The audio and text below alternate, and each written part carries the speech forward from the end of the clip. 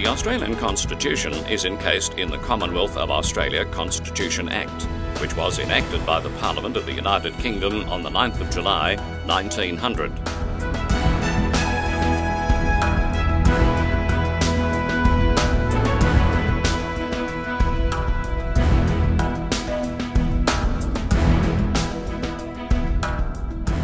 That Act consists of a preamble and 9 clauses.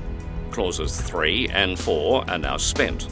Clause 7 no longer has any practical application, and Clause 8 is redundant.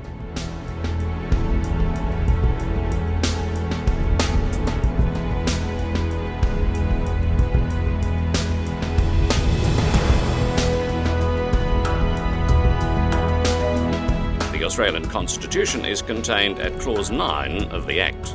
The Constitution of the Commonwealth of Australia is divided into 8 chapters and a schedule. The chapters are: the Parliament, the Executive Government, the Judicature, Finance and Trade, the States, New States, Miscellaneous, and Alteration of the Constitution.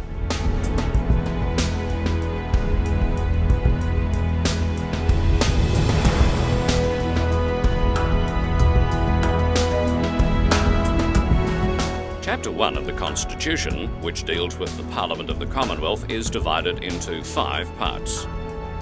The 5 parts are: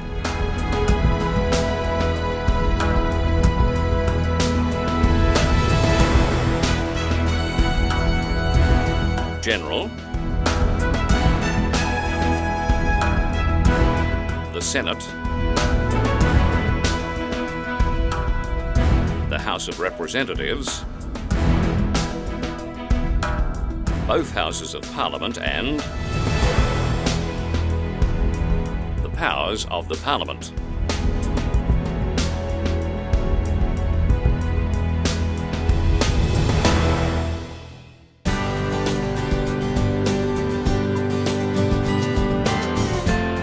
The legislative power of the Commonwealth is vested in the Federal Parliament, which consists of the Queen of Australia, the Senate, and the House of Representatives.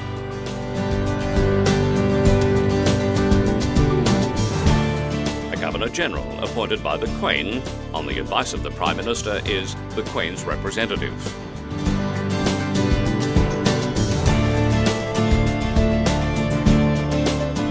Other provisions include the salary of the Governor-General, sessions of the Parliament, and the prorogation and dissolution of the Parliament.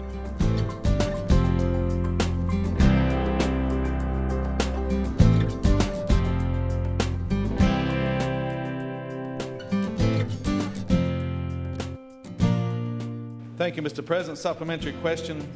Considering that tax does go on quarries, has the government conducted any modelling on the impacts in its great big new tax that it will have on the building costs and in particular on the costs of housing? I've indicated already on numerous occasions in this chamber, and I'm only too happy to help Senator Williams yet again, the government has commissioned KPMG Ecotech to undertake independent modelling of the tax reform.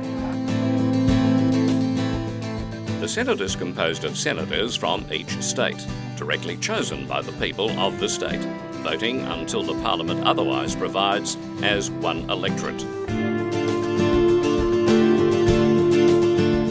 Senators are chosen for a term of 6 years. The number of senators for each state was increased from 10 to 12 by the Representation Act 1983. Section 122 of the Constitution empowers the Parliament to make laws for the representation of territories in either House of Parliament to the extent and on terms which it thinks fit. Both the Northern Territory and the ACT have been allocated 2 senators, making a total of 76 senators.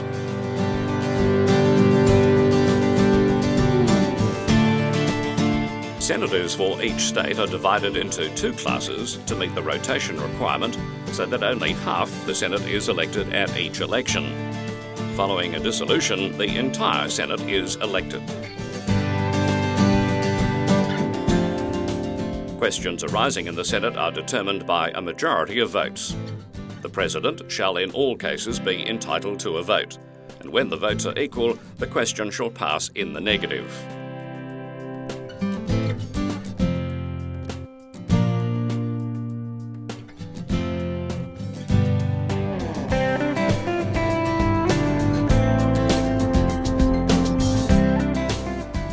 I refer the Prime Minister to his statement that climate change is the greatest moral challenge of our time. Does he still believe that? Further, does the Prime Minister still believe that to defer action would be, and I quote, absolute political cowardice and an absolute failure of leadership? Prime Minister has the call. Thanks very much, Mr Speaker. As I said in response to the question from the Leader of the Opposition before, on both the matters that he raised, neither my position or that of the government has changed. The House of Representatives is composed of members directly chosen by the people of the Commonwealth, and the number of members shall be, as nearly as practicable, twice the number of senators. The number of members chosen in the several states shall be in proportion to the respective numbers of their people, and shall be determined in accordance with Section 24 of the Constitution. Subject to the Constitution, the Parliament may make laws for increasing or diminishing the number of members of the House of Representatives.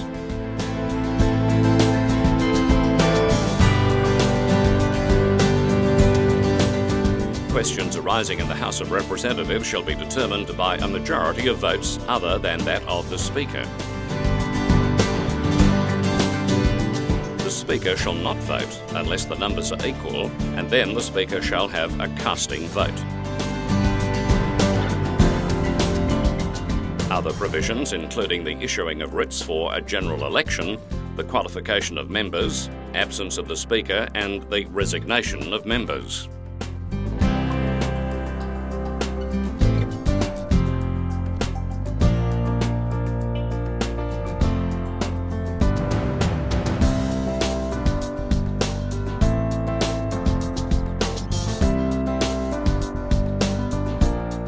This part deals with the rights of electors of states and ensures that a person who acquires a right to vote at state elections shall not be prevented by any law of the Commonwealth from voting at elections of either House of the Parliament of the Commonwealth.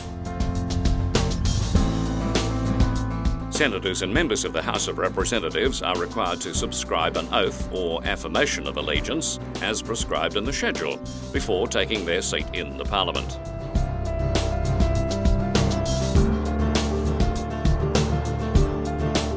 Section 43 disallows a member of either House of Parliament of being chosen or of sitting as a member of the other House, while Section 44 deals with the disqualification of members in respect of allegiance to a foreign power, treason or conviction leading to imprisonment for 1 year or longer, and bankruptcy. Other sections of this part cover vacancies on disqualification, penalties, disputed elections, allowances, privileges, and rules and orders.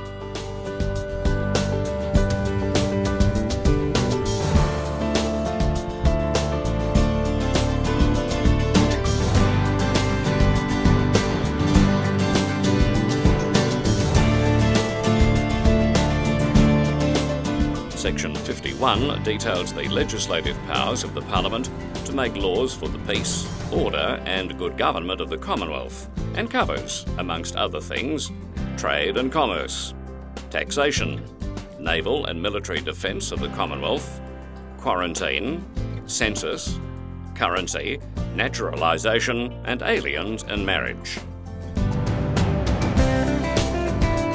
Exclusive powers of the Parliament are covered in Section 52, while Section 53 details powers of the Houses in respect of legislation.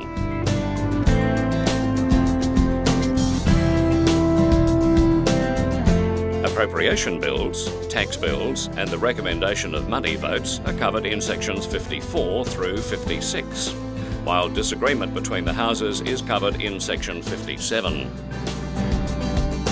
Sections 58 through 60 deal with the assenting of laws.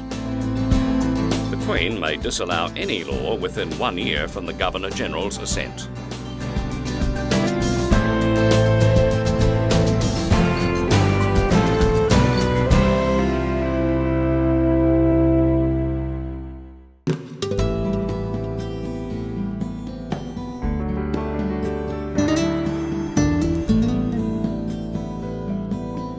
Government House, set in 53 hectares of gardens, lawns and parkland at Yarralumna, has been the official residence of the Governor-General in Canberra since 1927, when the Commonwealth Parliament moved from Melbourne to the national capital.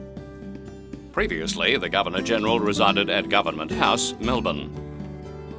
It is here that the Governor-General meets with the Queen's ministers in Executive Council, invests recipients of Australian honours and awards, receives visiting heads of state, other dignitaries and the credentials of High Commissioners and Ambassadors to Australia, and entertains many Australians from all walks of life. The Queen of Australia stays at Government House when she visits Canberra.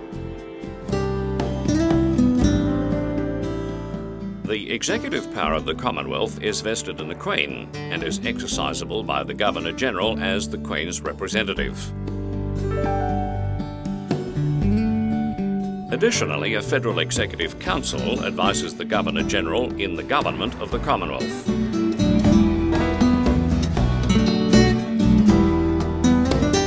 Members of the Executive Council are chosen and summoned by the Governor-General and sworn as Executive Councillors and hold office during the Governor-General's pleasure. They are known as the Queen's Ministers of State for the Commonwealth.